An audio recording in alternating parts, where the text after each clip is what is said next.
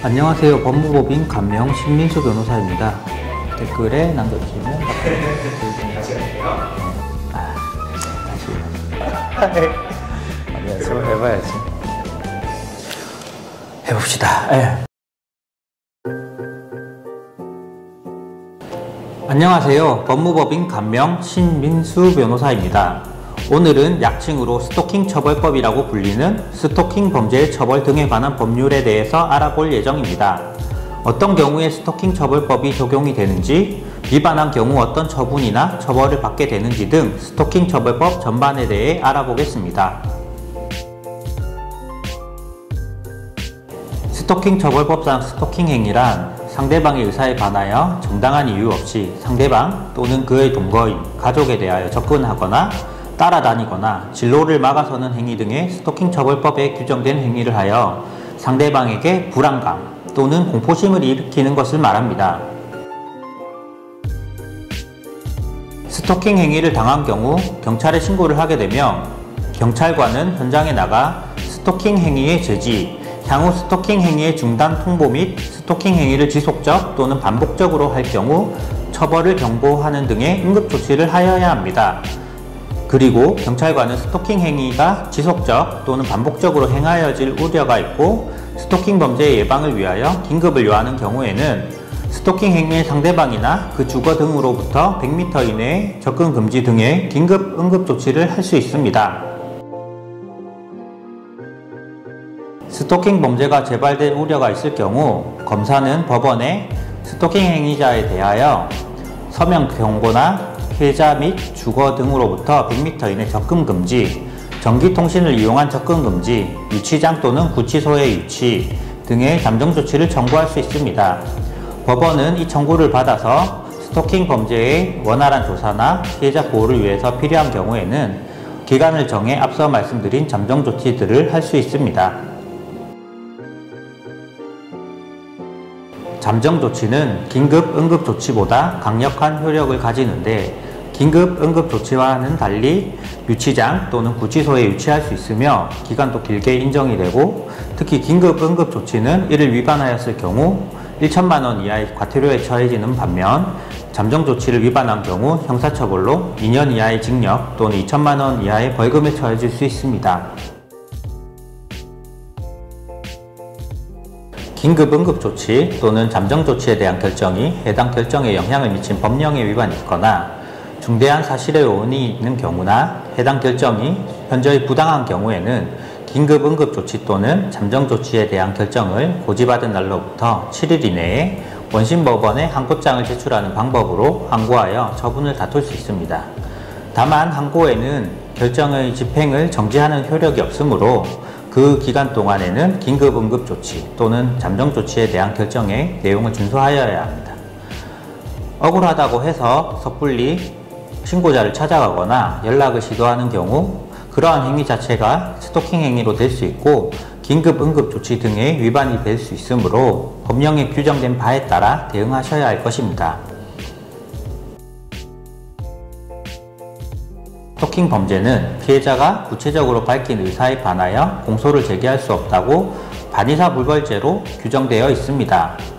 그래서 피해자가 처벌을 원하지 않는 의사를 수사기관에 표시할 경우 공소권 없으므로 불송치 또는 불기소 처분되게 됩니다. 다만 이러한 점이 악용될 수 있어 반의사불벌죄 규정을 삭제하는 게 타당하다는 논의가 있어 사후 반의사불벌죄 폐지 여부에 대해서는 지켜볼 필요가 있어 보입니다. 스토킹 처벌법상 스토킹 범죄는 반의사불벌죄이고 스토킹 범죄에 해당할 경우 피해자와 합의가 필요할 수 있습니다.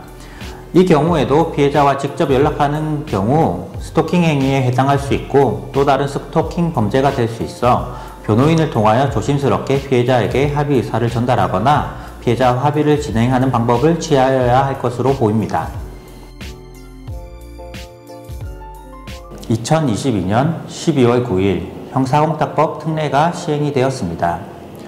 이로 인해 이전과 달리 피해자의 인적사항 대신에 사건 번호만 기재해서 홍탁을 하는 것이 가능해졌는데요. 이 때문에 형사홍탁을 고려하시는 분도 많을 것 같습니다. 다만 형사홍탁을 한다고 하더라도 피해자와 합의가 된 것은 아니기 때문에 반의사 불벌죄 적용은 받을 수 없습니다.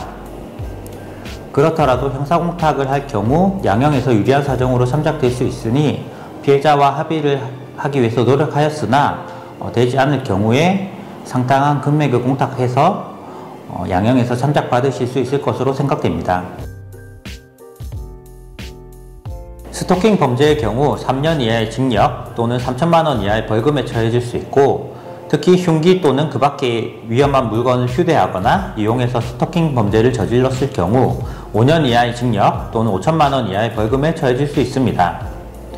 또한 수강명령이나 보호관찰, 이수명령 등을 같이 받으실 수 있고 100만 원 이상의 처벌을 받을 경우 공무원 임용 등에 제한이 있을 수 있습니다.